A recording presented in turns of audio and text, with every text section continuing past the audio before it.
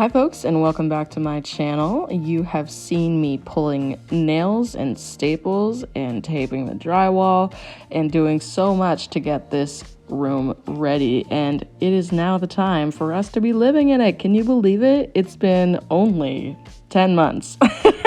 We still have a couple things like trim and a couple spots of flooring to do, but overall this is a very livable space now, and I am so excited to share it with you.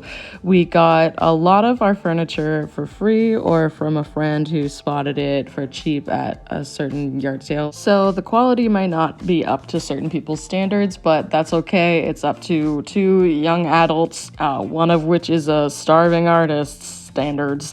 So that's what we are dealing with today. I knew I wanted to do a dark green color with orange-ish accents, like an orangey brown, and a couple of yellow accents and gold as well.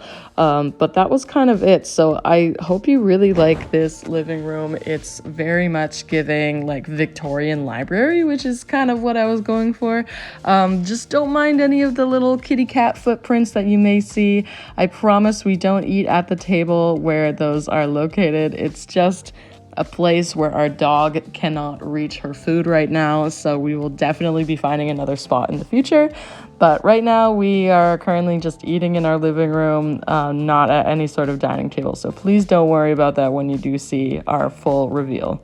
This is a chaise longue that I was determined to get into this room any way possible. All right, enjoy this wonderful transition. It's very bad, but I think it slays.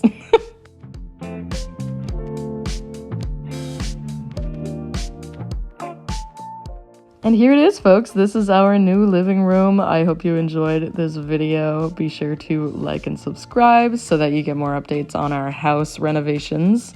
Obviously, I still have a lot to do in terms of wall decor and other things, but I really hope you enjoy our overall look right now, and I can't wait to show you even more. Bye!